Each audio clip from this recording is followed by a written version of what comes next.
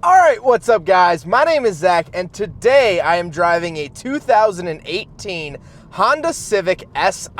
Up front is a 1.5 liter turbocharged inline 4 and down below is a 6-speed manual transmission. Now I'm super excited to be driving this here Si for two reasons. First of all, this car is owned by a close friend of mine and I'm excited to check out his new wheels. But the second reason is the fact that Si's are always super fun to drive, and I haven't driven an Si in this body style. This is a 10th generation Honda Civic Si, and Honda is on the cusp of announcing the brand new Civic Si, the 11th gen for 2023. So let's see where they're coming from to maybe give us a good idea of where they're going.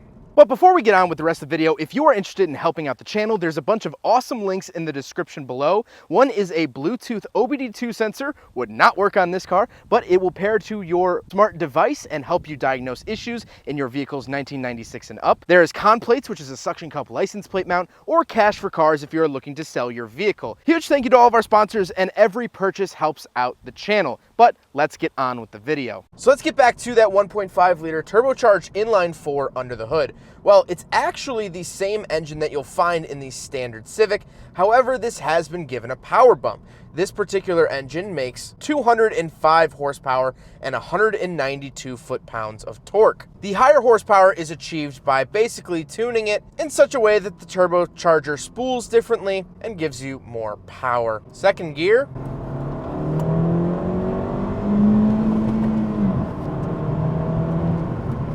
It's quick. It definitely is quick. It's enjoyable to drive.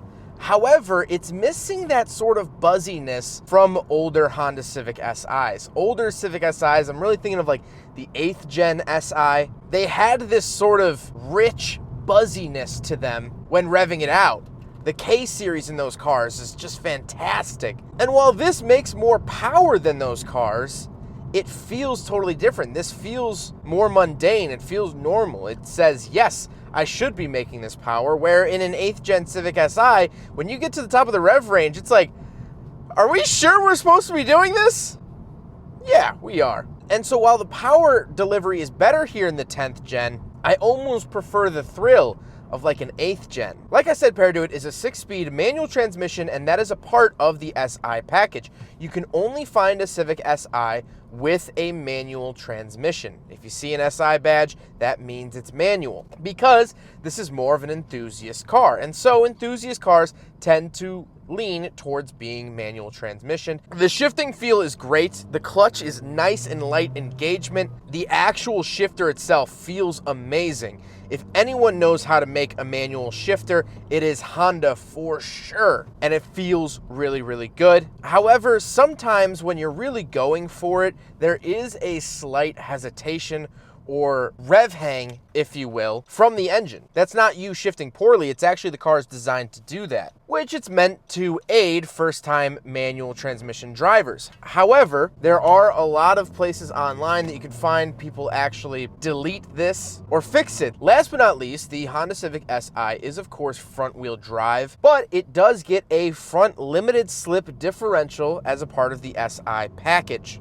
So let's talk about the interior. We have a couple interesting Honda things to talk about. Well, in front of me, I have two physical gauges and a screen. On the left is my coolant temperature. On the right is my fuel. And then in the center, I do get a digital screen that I can switch through a couple different things now. The center screen is nice. It offers a lot of good information. And I've come to expect this out of pretty much every modern Honda, including the CR-V, HR-V, Pilot, Ridgeline, fill in the blank here. But what I really love is on the outside edges, that fuel gauge and coolant temperature gauge, they look like there's almost liquid in there. And because it's the Si, these are red. In the normal Civic and the normal Hondas, these are blue, and they look like, water or some type of liquid. But this looks like blood, and I love it. It reminds me of the Doom video games. Really, really cool looking there. And I do have a shift light that will flash at the top of the gauge cluster, telling me when to shift. So,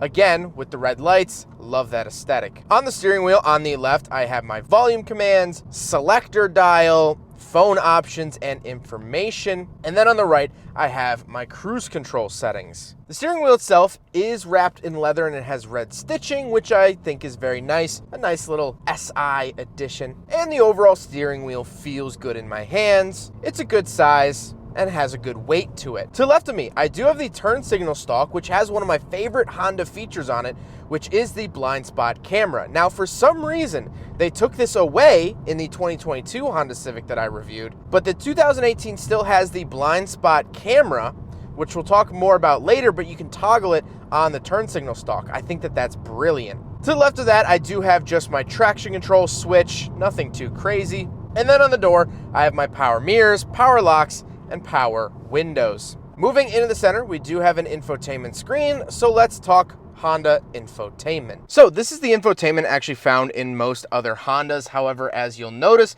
the background is red, which is really, really nice. I do have audio info, Honda Link phone settings, and smartphone connection. I do have Apple CarPlay and Android Auto, and I can cycle through a couple of the pages here. These are all blank pages, but I can go to instrument panel and I can change the configurations between 1 through 3. Going home here, nothing really too crazy here in the Honda's infotainment system. Nothing really wowing me or blowing me away besides this feature. So this is a blind spot camera that I mentioned earlier, can be toggled on the turn signal stalk, or whenever you're making a right-hand turn or signaling to the right of the vehicle, this screen comes up. This is one of the smartest things I think has ever been put into a modern car. Kia's doing a similar thing now with their digital gauge clusters. It'll actually show the blinker in the gauge cluster or the camera in the gauge cluster. Honda was the first to do it to my knowledge, and I absolutely love this feature. I think it's super smart, and I think it should be in every single vehicle on sale today, but for some reason it is not. Also, Honda even gave up on this technology. The 2022 Honda Civic does not have it. Why? Why? This is so cool. This is good. I don't know. Blows my mind. But we can also go home here, and then I'll put the car into reverse, and here is our backup camera. We can toggle between a couple of different views. Top down is really, really nice for backing up into, like, you know, those little concrete barriers. That's nice. A non-fish eye and then a fish eye. So you can see over here, you see this cement barrier, and 1, 2, 3, 4, 5, 6, 7 parking spots. Well, with this, I could see just the corner of one, so 1, 2, 3, 4, 5, maybe 5. So you do get a couple of different views here in the SI, which I really, really like. However, with the climate controls, you can actually only change the fan speed in this center screen here, which is ridiculously dumb. And as you can see, if you don't touch it immediately, it just goes away. So the only way to change fan speed is in the center screen, which is dumb. Down below that, I have my very basic climate controls. I do have dual zone, which is very nice, as well as I have heated mirrors and I have heated seats. Then I do have a little cubby to rest my phone or device or whatever it might be. I like this little cubby. However, this is where the USB port is for the infotainment, and it looks like it was retrofitted from AutoZone. It's just sort of this dongle sticking out from the dash. I really, really dislike that because it makes the vehicle feel cheap. Then we come to the shifter itself. Like I said, I absolutely love the shifter feel. However, I will say the shift knob is a little bit more worn than I would like to see. This vehicle only has 36,000 miles on it, and you can see there's already some scratching on it from a previous owner. Now, that could be a single case of someone just mistreating it, but again, it's sad to see something not taken care of after such a short time. To the left of the shifter, I have my brake hold button, which is very, very nice, very modern feature, as well as I have my power parking brake. I'm not a big fan of this because it is a manual car. I prefer to have physical parking brakes. On manual transmission cars, you know, you're doing so much with your right arm, and then you just kind of push this little button. I don't know. But what I do like is off to the right, I do have a sport mode. So this vehicle actually has adjustable dampers through magnetic ride technology. So when you put it into sport mode, not only does it tighten up your throttle response, but it actually stiffens the suspension, which not a lot of sport modes do in modern cars. It's more just a transmission setting. But since this is manual, you get to shift on your own anyway, so they gave you suspension options, which is really, really cool. Now, I do say it is slightly noticeable when you do put it into sport mode. Does it feel like the car is slammed on some coilovers? No, but you do feel it's a little stiffer. So it does work. You can tell it's working, but it's not going to change your outlook on life. Then we do have cup holders, so we will do a big friggin' bottle test, and unfortunately, this is one of the few Hondas that actually fails the big friggin' bottle test. The cup holders are not large enough. Wait, stop the presses. You can move the cup holder to reveal a larger cup holder, and the Civic Si passes the big friggin' bottle test. What a turn of events here, ladies and gentlemen.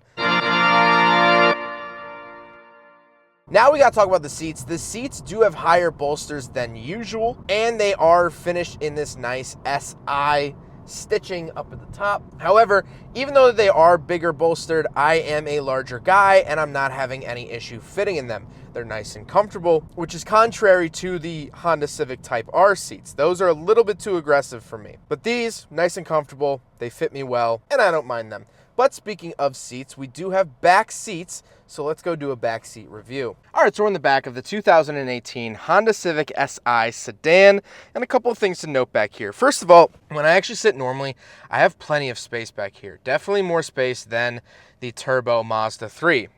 Unfortunately, even though I drive a Mazda 3, I have to say the Honda Civic sedan has way better back seats. I do have two cup holders on this little center console here, and I do have power windows, and that's about it. The Si is not the nicest of the nice Honda Civics. It's the sporty one, and so you don't have as many features. However, this is the sedan, so I have full back doors, which is the best thing in the world. I really don't like coupes. And that's specifically for the back seat. I can actually get in and out of this back seat like a normal adult and still have my dignity intact, where with the coupe, I can't really say the same. Now let's go take a quick look at the trunk, and then we'll talk about the looks. All right, so we're on the back of the Honda Civic Si from 2018. Pop the trunk like so, and there you go. Very, very large trunk. Really, really nice. Definitely one of the perks of the sedan Civic Si. Plenty of space back here. I know me and Felix went on a weekend trip with a bunch of friends, and he fit all of his stuff in here absolutely no problem. So you're not going to have any cargo space issues when it comes to the Civic Si.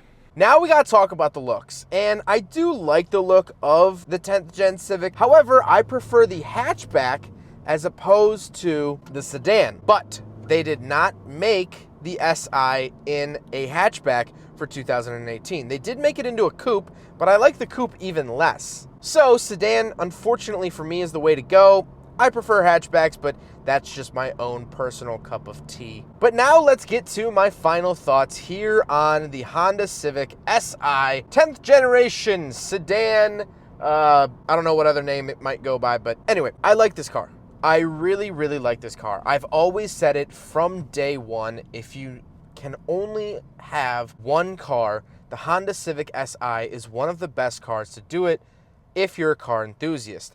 I have the manual transmission. I can shift gears. I can pass people. I can downshift when I see a corner. I have the turbo, so I get turbo noises. I have sport mode with those active dampers. I have my red gauges. I can get my sort of boy racer-ness out when I want to. But then at the end of the day, I'm still driving a Honda Civic. I'm still driving something that has a lot of support, has easy parts availability. I'm driving something that's pretty good on gas. I'm driving something that's well known. And so you do get sort of the best of both worlds. And I will say, I definitely go for the sedan over the coupe just because it's just more practical. The sedans are just always the way to go. If you plan on ever driving anyone else ever, just get the 4-door. I just wish the engine was a little bit more buzzy. I wish that there was a little bit more fanfare when you do get going. I'm just looking for a little bit more pizzazz. Felix, maybe it's time to start modifying this bad boy. Well, I hope you guys enjoyed the video. Huge thank you to Felix for letting me take out his Honda Civic Si. A longtime friend of me and longtime friend of the channel, and I always appreciate your support and your friendship. But I hope you guys enjoyed the video. Don't forget to rate the video, comment on the video, and subscribe if you really liked it. Take care, guys.